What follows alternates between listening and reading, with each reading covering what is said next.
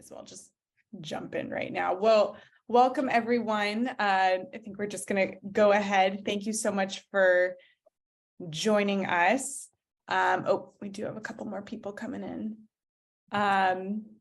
Thank you for joining us for this month's Blackmere Live. I'm just going to give a quick introduction of who Blackmere Consulting is.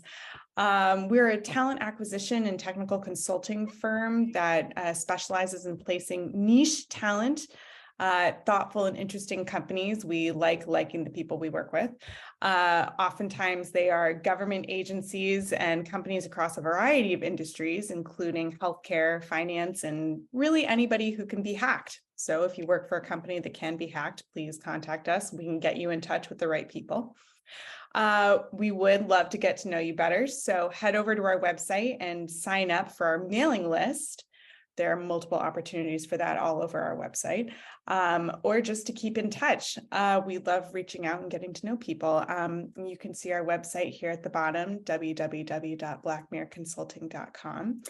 And please welcome our guest this month, Jess. And it is, this is the one thing I wanted to check. It's Vachon. It is Vachon, yes. Amazing. Okay, so welcome, Jess Vachon, a thought leader with over 15 years of success designing various security systems to ensure business continuity, minimize business risk, and maximize return on investments. She is a digital transformation expert and trusted advisor known for both navigating and aligning business strategy with established and emerging technologies. Jess is also a frequent mentor to individuals in the cyber world. If I'm not mistaken, there's some mentees in the crowd, whether they are established leaders or just transitioning their careers into the industry. So welcome, Jess. And also going to introduce our leader, Domini Clark, the CEO and founder of Blackmere Consulting, which she founded in 2011. She leads executive recruitment across a variety of industries with a functional focus on cybersecurity and data science. Under her leadership, the Blackmere team specializes in difficult to fill critical hires, including executive placement, data science, wireless research, and energy-related technical leadership. So welcome, everyone. I am going to sign off now and let y'all take it away with the conversation.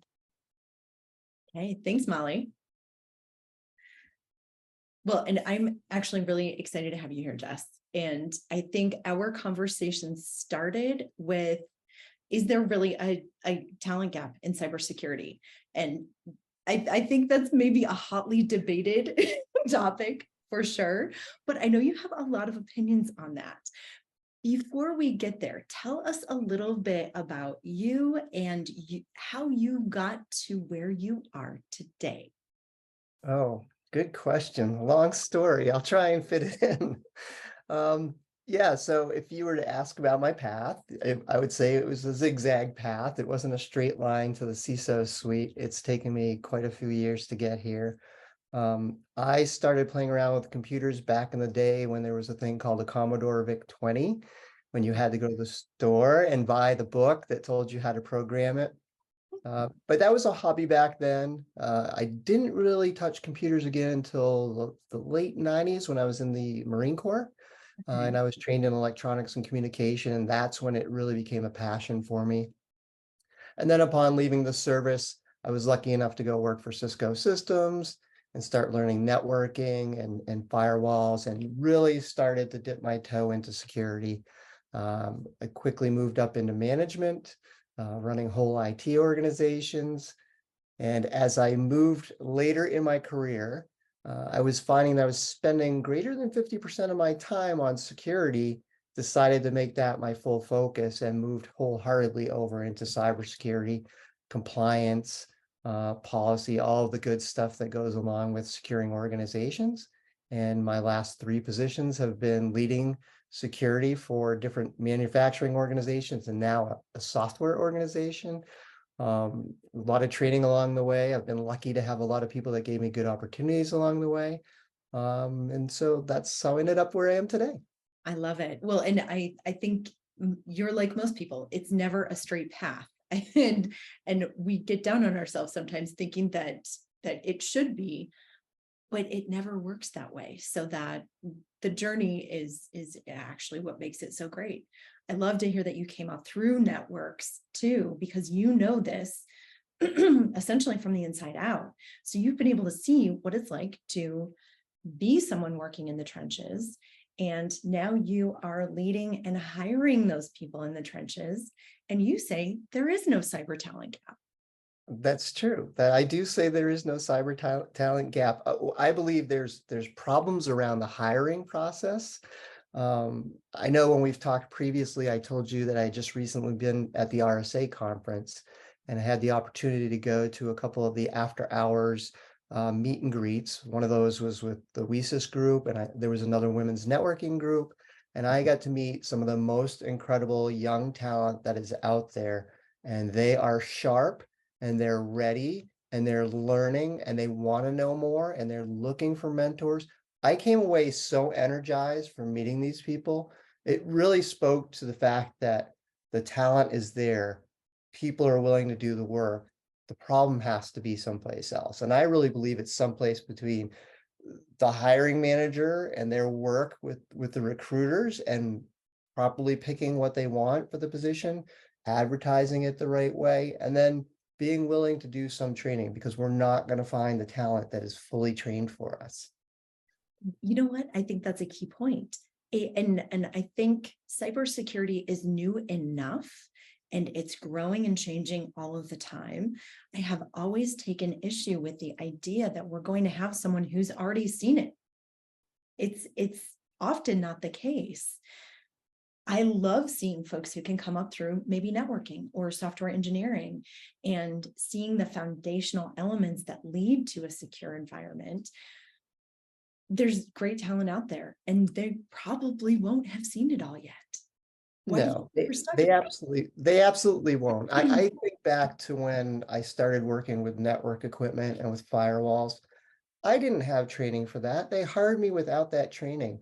They put me in a room with all the equipment and said, play around with it for a while. And when I got stuck, the senior engineers came and showed me how to do different things. And the next thing I knew, I was building these networks out. I was putting the firewalls out. So any of us can think about any job we've had in our lifetime. We didn't walk in and start doing the job. Someone showed us how to do it. And as we got better and better at the job, we had more responsibilities and we got promoted.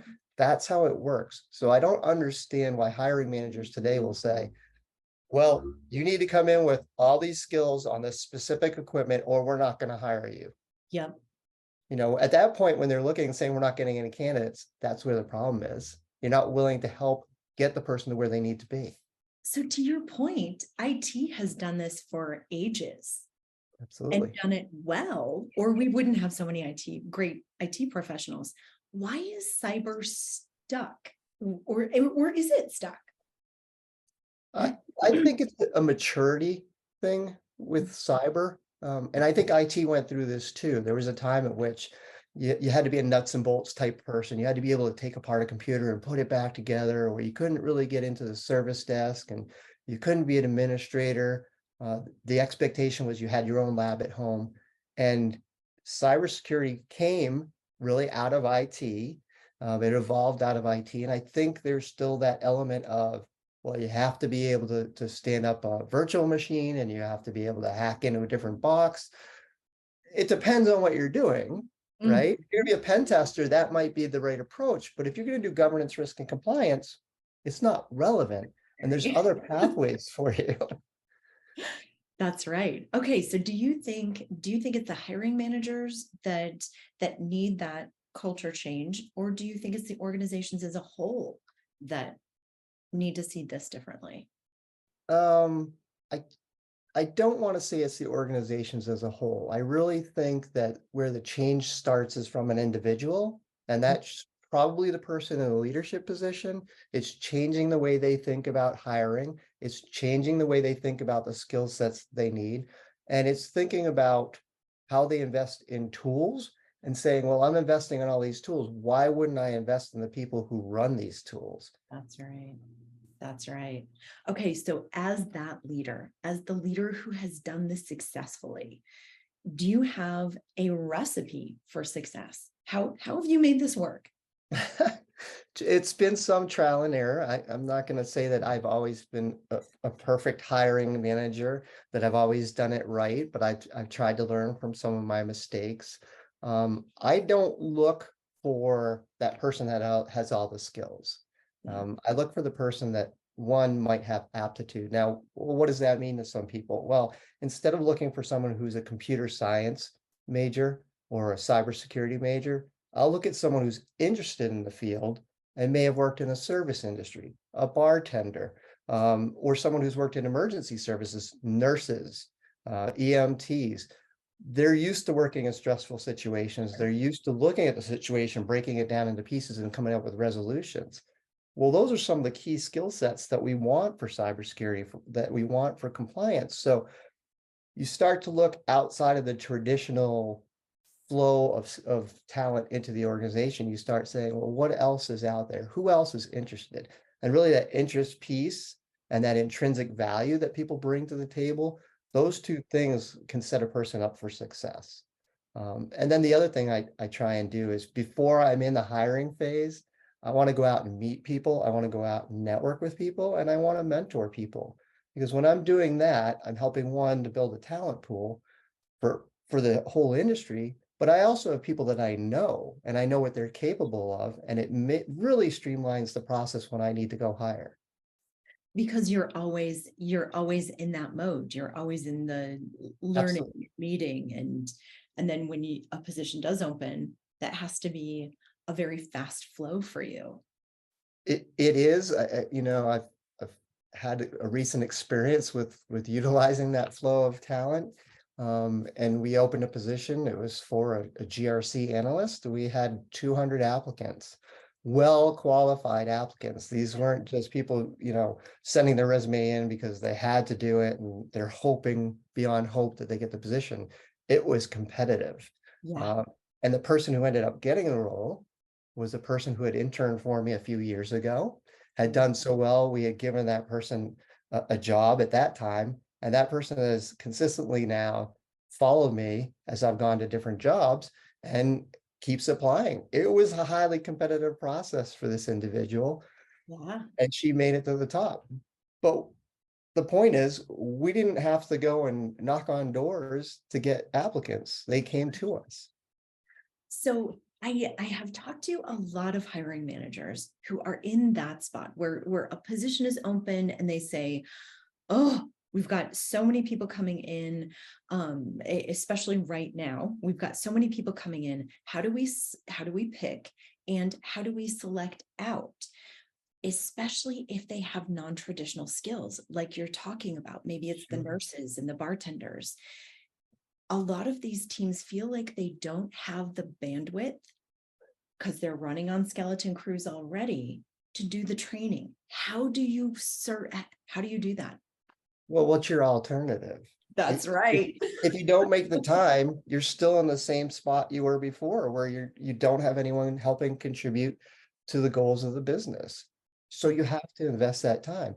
I mentioned we had 200 applicants. As soon as all those applicants came in, they were released to me from the recruiting team. I Yeah. carved out 5 hours and I read through every single one of those. Now, I already had my job description. I had put that in an Excel spreadsheet with the key points highlighted. So as I was reading through each of those resumes, I could mark down which of Sure. those elements they met, which helped start the initial evaluation for me. And I think it also takes out some bias, because you're going through saying, do these skill sets match what I'm looking for? And if they do, okay, they're in the candidate pool for the next stage, which is the recruiters contacting them and having that initial conversation. The intrinsic value, the other things they bring to the table, that you find out once you get to the interview phase. Mhm. But that's the start of the process for me. That's how I approach it. And it's my responsibility. I see it as my responsibility as the leader in cybersecurity to invest that time. I invest that time in researching vendors, in talking to customers, in evaluating tools and implementing tools. Why wouldn't I do that for the people that actually make these things create value for the organization? I think that's a unique approach, and I love it. And I think it's a very unique approach. I wish we could duplicate that for everyone. It's difficult because I know I have worked as an internal recruiter and worked on these very difficult to fill positions with a lot of applicants, and not necessarily known what was in the mind and heart of the person who needed to make that hire. That 5 hours, that's a lot of time out of your very important schedule. And it sounds like you were excited to make that time. I was. I also saw it as my responsibility as part of the recruitment process, right? Because I'm going to now turn this work over to our recruiters. Sure. The great thing that our recruiters do is they sit down, they talk with me, and they ask, what are you looking for? What are the must-haves? What are the value adds? What type of person are you looking for? So they're involved in the process from the start, and they can advise me and say, okay, this is how we should approach filling this job position. So it's a team effort, and I am part of their team by extension, and I owe them my due diligence so that when they're going and putting their time into the search, they know that it's based upon what I'm really looking for. They understand what I'm looking for, and they're going to be providing a higher level of review of the candidates that are coming in. Oh, of course. And they know that they have a hiring manager that is invested in this being a really great hire. That changes the game from all the way through the system. That's exciting. I love that you do that. Okay, so that's a position where you had a plethora of candidates. What happens when you don't necessarily have? Maybe you've got 2 or 3 that decided to apply, and it's a difficult to fill position. Do you take that same approach of I pulling do. who? I do. Yeah, I take that same approach. Now, if I have 3 applicants, I might not feel like I have a good enough pool to look at. They might be highly qualified, but 3 is not a lot of variety. What I do outside of the process is I'm constantly on LinkedIn looking to see what talent is looking for work, whether it's they're voluntarily looking for it or involuntarily looking for it. I connect with them. I try to have conversations with them before there's even an opportunity for them. So when an opportunity appears, I can go and contact those people and say, we've got a position open. There's not a lot of applicants. I think it would be great if you could apply and maybe we could talk and see if this is a good fit. So I guess it's what's called push and pull marketing. Sure. You can go and say we have a position open, but sometimes you have to go and actually pull applicants into the system. So it sounds like you don't see the talent gap because you're always involved in solving it. Is that Absolutely. fair to say? Yeah, absolutely. It's a continuous process. And I guess my main point is I don't connect with people just because I need something from them. I'm connecting with them so I can network, so I can talk with them, so I can learn from them. I've done that several times and it's turned into friendships. So it wasn't even a professional relationship. I didn't hire them. They weren't working for me, but we're able to bounce things off of one another. So I think if you approach the whole process as a continuous thing and genuinely wanting to meet people, it makes the hiring process so much easier. And it's a completely different way to look at it. It's not a resource. People are not resources. They're human beings. They have value just like you have value. So Yeah. if you can see that value and celebrate that value ahead of time, then it makes the whole process easier. I could not agree with you more. And I think organizations as a whole could use a lot more of that consistent approach. And I think we all get kind of wrapped around the axle of what we're doing today, that we forget to make that a priority. It sounds like you've created a pretty consistent mentoring program. How many mentees? There we go. How many mentees are you working with at a time? And how do you select them? So in the recent past, the people that I was mentoring came to me. All I did was put in my LinkedIn profile that I mentor, and these people would see that and they would ask. And that's a bold step to ask someone if they'll mentor you. Yeah. And so immediately when a person asks me that, I'm going to have a conversation with them, which is like a 1 hour call. And it's very relaxed. It's very just to find out, like, what are you interested in? What experiences do you have? I'll look over their resume. We'll talk about where they want to live and kind of what they want for their career. And then from that, we develop a plan for them. And I give them a series of things that I think they should do. Now, I'm not going to follow up on them. My expectation is if they're really interested, they're going to invest the time. I've been lucky. I've been working with some incredible people, very driven, very smart. You know, I'll talk with them, and then a month later they come back and they have 2 certifications and a plethora of training. And they're like, what's the next step, Jess? Where do I go next? And we continue to work on that. We talk about organizations they should join, Cyversity, WESIS, Girls Who Tech. Those are just a couple off the top of my head that I can think of. And they'll join those, and then they'll see other opportunities there. We'll work on those opportunities. Most recently, I've had some of those mentees who have successfully transitioned into full-time jobs, and they're kind of on their way now. I opened up an opportunity. I was going to take 2 new mentees on. I ended up taking 8 because I couldn't say no to people.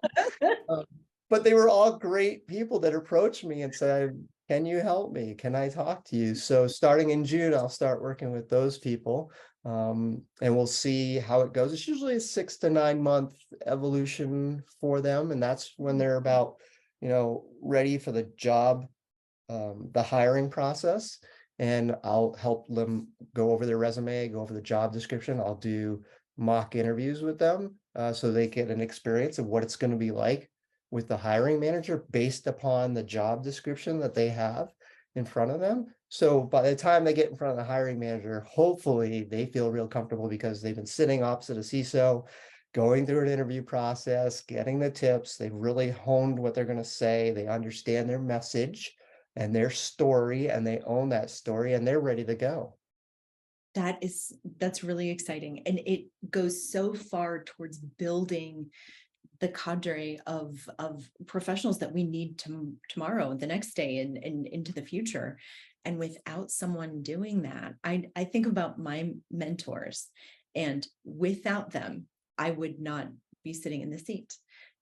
It's so important to keep that as a priority. And that does fall by the wayside. How do you stay disciplined in making that element of your career a priority? I schedule it in. I put it into my calendar. I make the time for these individuals.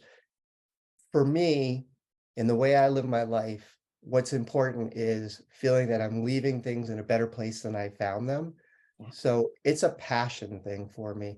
There's nothing more rewarding than seeing someone who starts out their career, they become very successful, they start a family, they buy a house, they continue to move up in their career, their kids, you start seeing messages about their kids going to college, and then they're mentoring other people, and you're thinking, wow, this is so great. We've created so much opportunity for people, and now these people are creating more opportunity. You do this for 10 or 20 years, and you're feeding that whole gap that's out there, that talent gap. And it becomes self-perpetuating. But for me, just that seeing that success that's everything for me. So I will always make the time for these people. They've made the time. They've been bold enough to ask me if I can help. I'm sure as heck gonna give them all that I can give them. And if I can't, I want to tell them, look, I can't take any more people on right now. I'd love to, but I guess that's part of why we're having this conversation, is to encourage other people to start doing some mentoring, because there's hundreds of people that are asking for this help, that are ready and willing to do the work. Put a little time in. You have a huge job. You have a huge job. This has to take you umpteen hours a week, and you still make time for this. How do you just squeeze it in and still maintain that work-life balance? I don't know, a little before lunch, a little after lunch, a little before dinner, sometimes in the evening, weekends. I balance my work in my life. but I'm also a little older and my kids are out of the house, so I have a little more time that I can dedicate to it. I understand that people who have families with young kids that are still in the house, they might not have that much time because they've got, coaching and practices and And they band and barely everything else slept going last on. night. Yeah, sure. And it's going to be tougher for people in those situations to devote that time. But I have that time. And again, it just goes back to what is the meaning you want in your life? And for me, giving to others, it's not a burden for me. It's a joy.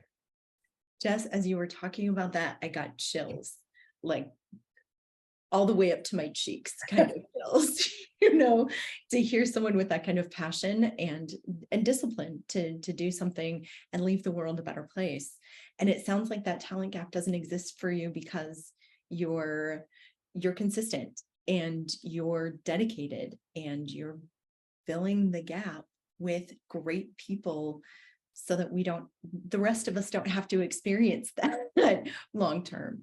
Right. See a time in the world where we stop talking about this cyber talent gap in cyber?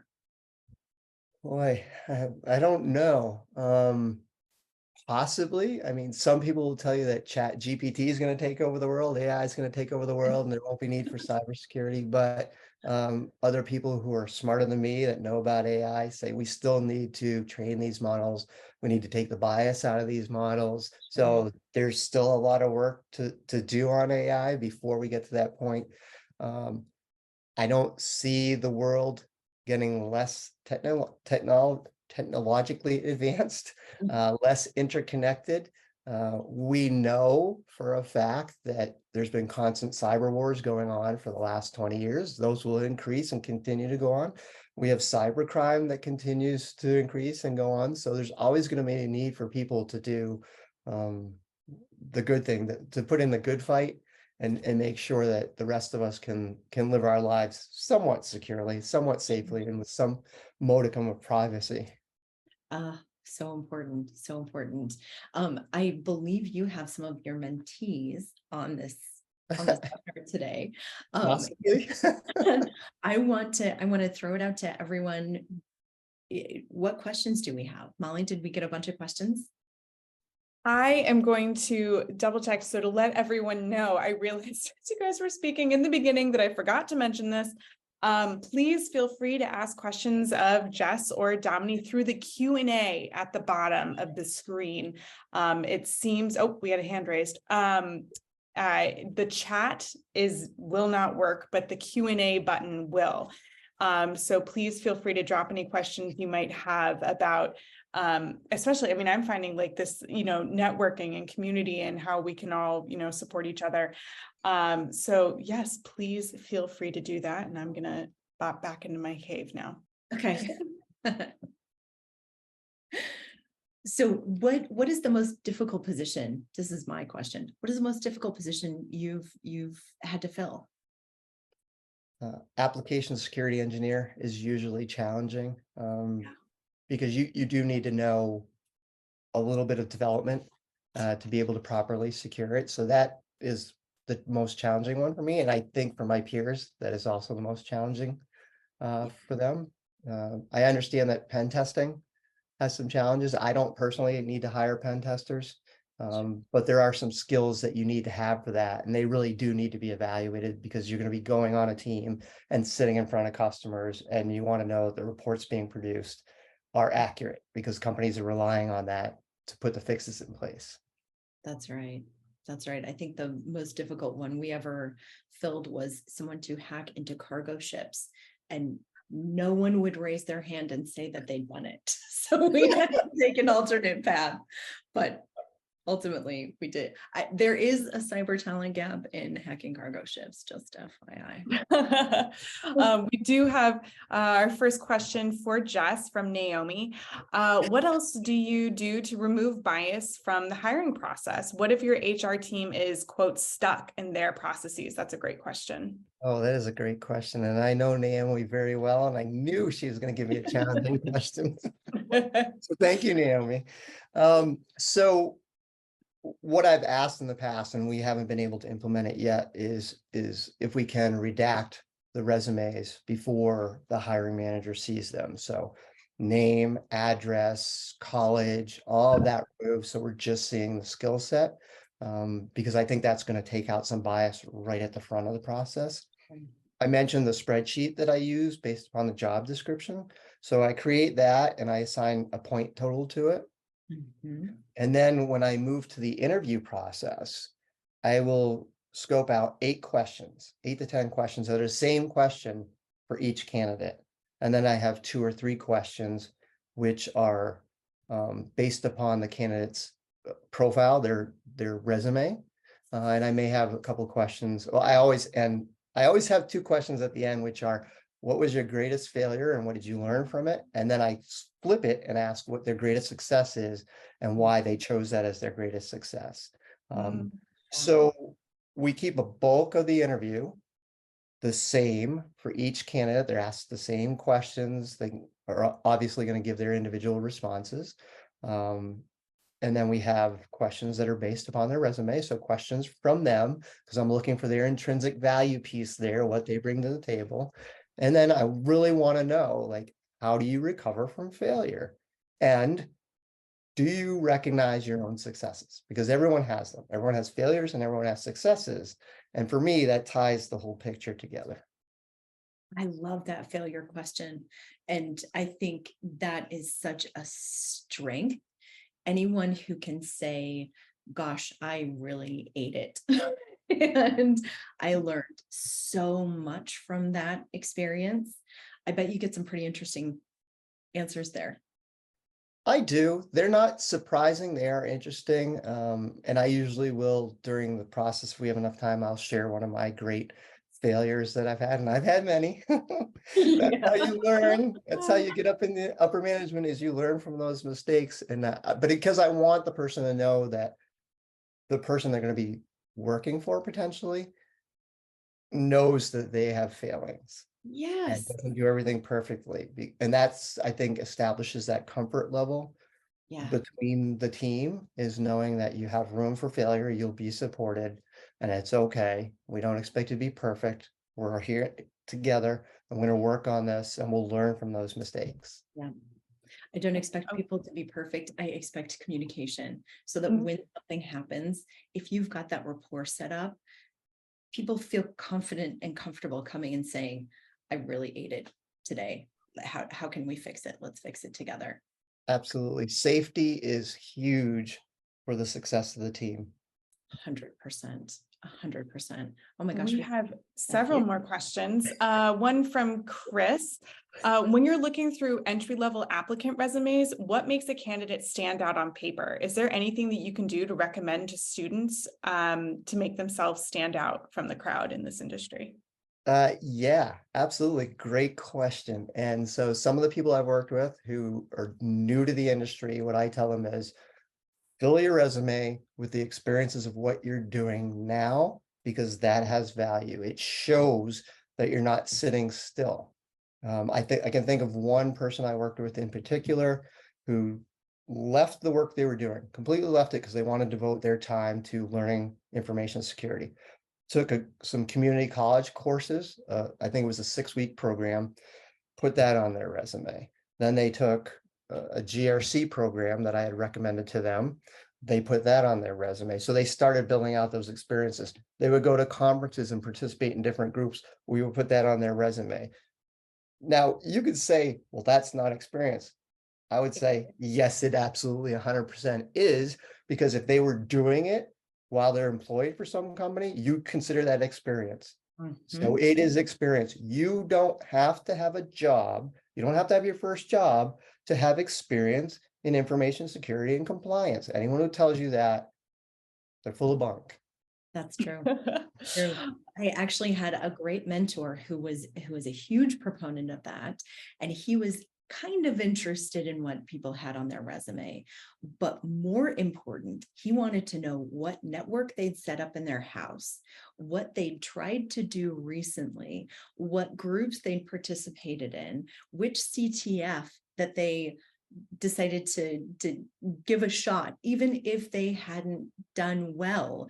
It's that passion that you can't train. You just can't train it. Absolutely. And That's I know good. I've said intrinsic value several times during this conversation. That's what I'm talking about. Yeah. That right there, what the person is bringing to the table, that thing that can't go on paper. You just Yep. have to see it. You have to talk to them and you'll see their enthusiasm. I love that. Okay. Oh, this is really nice. This is from Len. For Jess, there are a lot of leaders that will talk about what they do to help fill the talent gap, but Jess truly walks the walk. Passion, discipline, and consistency are what make the difference. I may be biased because I'm a huge fan of Jess because I've seen the results firsthand. My daughter, their daughter, was the intern that was hired by Jess and really got her excited about the GRC space. Thanks, Len. That's very nice. We also have several more questions. We've got two from Paul. First, along the same lines as the bias question, I frequent local meetups like DEF CON 614, DC 937, B-Sides, etc. At all of these, I hear young people who are super sharp, so it sounds a lot like your experience recently, struggling to get an interview. What would you say to those folks? Yeah, tough question, but I would say do the mock interviews with them, work with them, because if they're struggling to get to that step, there's something we have to help them work on. Maybe they're not picking the right job, or maybe they're not matching their skill sets up appropriately. So when they send their resume in, it's not making it past that first part. I encourage people I'm working with to try and connect with people at that company, so they now have a reference at the company, someone who can kind of bring the resume in the side door instead of through the regular applicant process. So that's a technique you can use. I think the mock interviews really help too. So you've got those three pieces. Look at the resume, look at the job description, look at the jobs being applied to, understand if the person really is aligned with that job, and maybe guide them, say this is a better position for you than the one you were looking at, and then prep them for the interview process in hopes that they're going to have that interview. So, Sorry, Domini. That's okay. Jess, you have in your LinkedIn profile that you are a mentor. I wonder if even just that person running a search on folks who are open to mentor. There are a lot of people with a lot to share out there. And if there is anything about the cybersecurity community that I love the most, it is the stickiness of the community. We're actually, it really has always felt to me, and this is over more than a decade now, that we're in it together. And finding that mentor like Jess, and it sounds like Jess has kind of a full plate, heavy shoulders right now, but there may be others that are out there too that can lend a hand. Yeah, and a mentor doesn't have to be someone senior in cybersecurity either. Right. It can be anyone who has the time, anyone who has some skills that you think you want to learn. That person can be a mentor, and it doesn't have to be formal. It can be a very informal process. And please don't ever pay for your mentor. If you're paying for a mentor, that's a coach. That's completely different. And there's plenty of people who will help you at no cost. That's right. I think this is another question from Paul that I also think is really interesting, more to the management side. How do you sell we'll train them to do the job concept to management? How do you get your hiring managers, et cetera, open to that new way of looking at things? So when you go to request a new position, hopefully you're doing a cost benefit analysis as part of that process. You're not just saying, hey, I need a position because it'd be nice to have another person.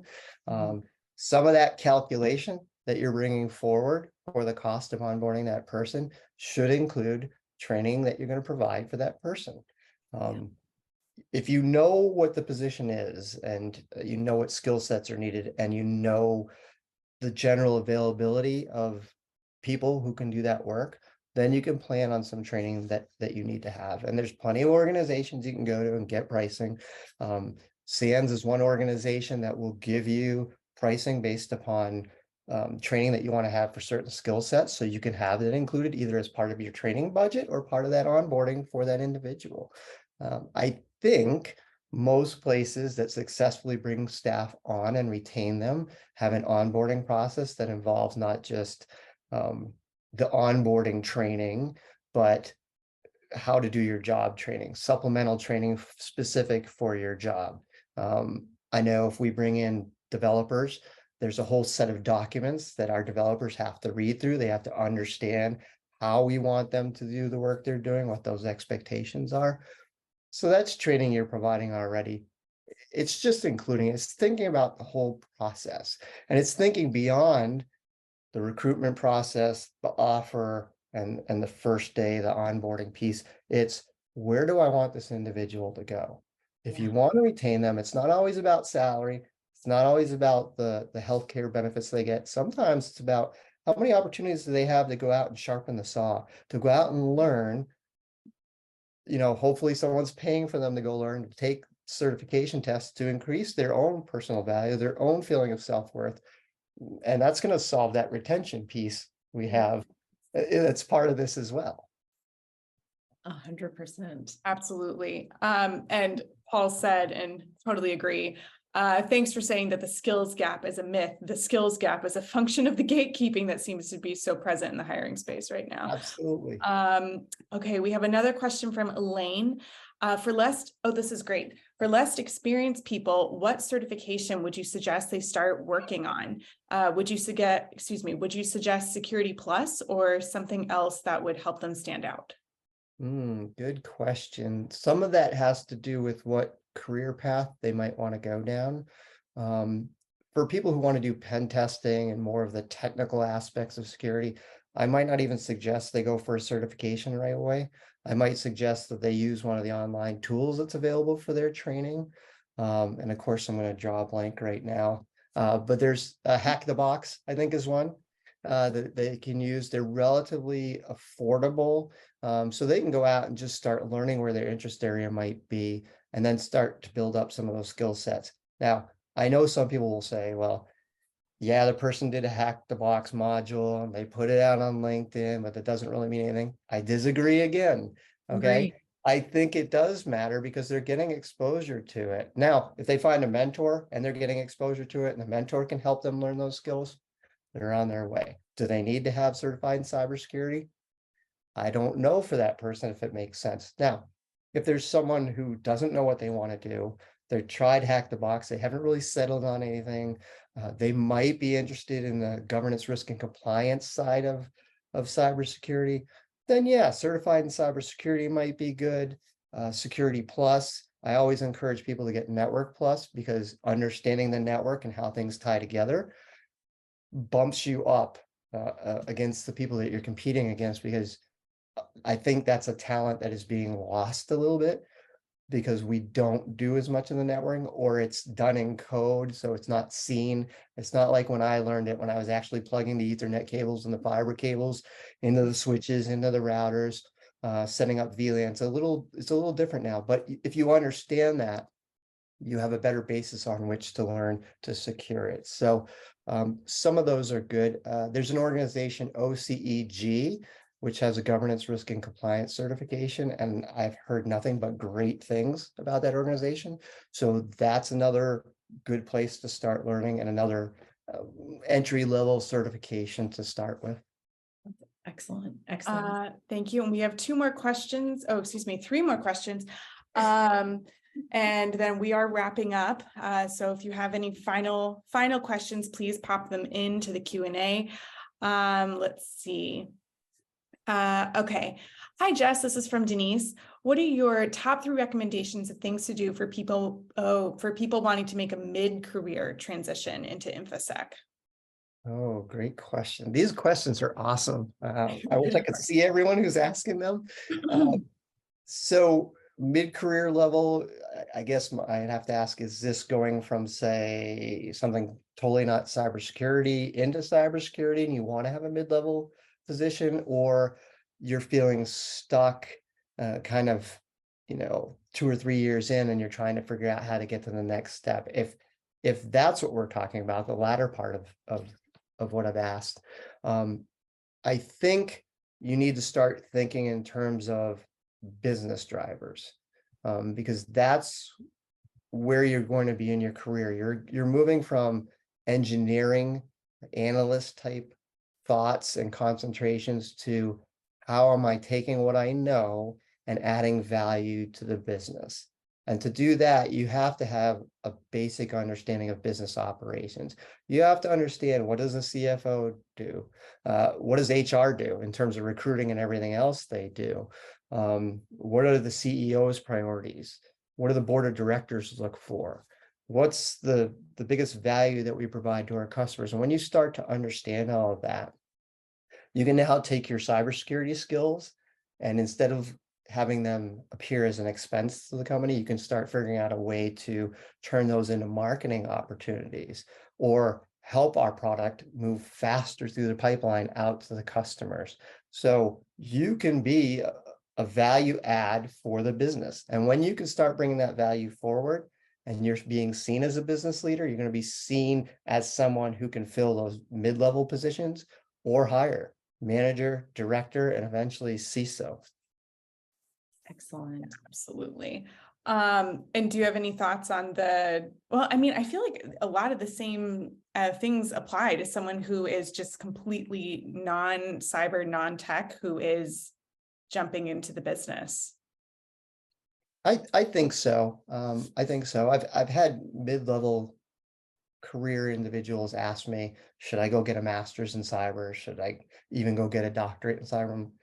And unless you're very confident and very capable with the business part, my answer is always like, no, I would probably go get a business degree instead, get an MBA, because you really are transforming from that doer to that leader and advisor. And that's what the business is looking for. You can't go into a board meeting, you can't go into a C-level meeting and start talking about bits and bytes and the minutia of threats that their eyes gloss over. They don't understand that. That's not what they're in the room for.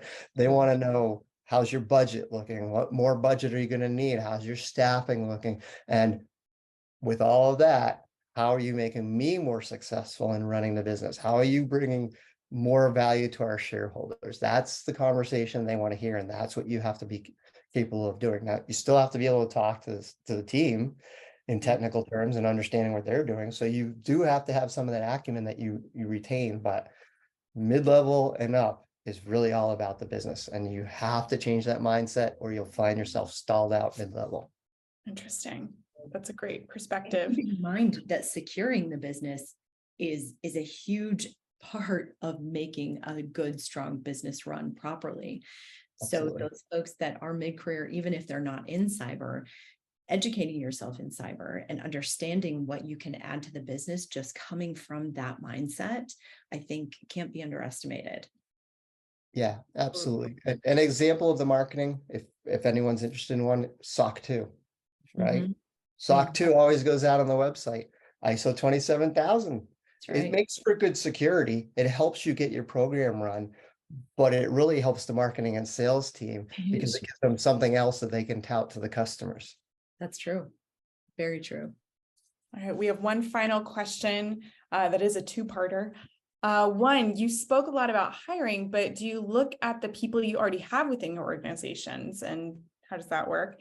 And two, and I can remind you of this when we come back, I've always found that you learn for others, and this includes both the negative and positive aspects.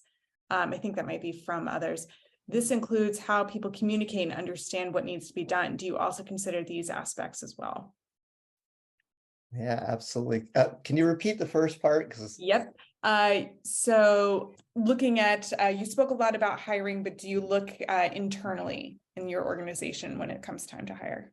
Sure. Yes. If there's someone who's shown interest, someone who reaches out, absolutely. It depends on the position too. If it's a more senior position and the person's not in information security or in IT, that might be a harder evolution to make happen.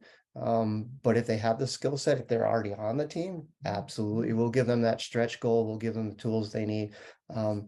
People who work with me know that other than always insisting that they go out and get education and go to conferences, it's let's look at what your career path is. Where do you want to go? Because not everyone wants to stay doing the same job all the time. Some of them want to move into management and they want to know there's an opportunity there. So you can, again, it's like the recruiting. Before you get into the process of opening a position, you're meeting people, you're establishing these connections. We do the same thing with your internal team. You start developing them and asking them where they want to go and developing those opportunities. I can certainly see, depending on the growth of a company, that people who are an analyst role and an engineer role may move up into a manager or director role, and they should. They understand the business already, right? They understand how to work with you. They understand how to work with all the other departments, and there's no cost associated with bringing them on board. That cost is already realized. And the risk is much lower. Absolutely. The Absolutely. business, a known entity. Yeah. And then here's that final question again, that I always find that you learn from others, and this includes both the negative and positive, and how people communicate and understand what needs to be done. Do you, and how do you consider these aspects as well when you're bringing on new people? Yeah, another good question. So as I've gone through my career, I've had good bosses and bad bosses, or good leaders and bad bosses. Let's put it that way, because I don't like That's it. and I've learned from both of those. The bad bosses, I had lessons on what wasn't effective, what I didn't want to do, and I put that in my mental list of let's not do this, or let's do the opposite of what they're doing. And then with the good leaders, it's taking a lot of notes. It's really engaging with them while I'm working for them, and trying to not mimic, but adopt what they do and incorporate that into what I do.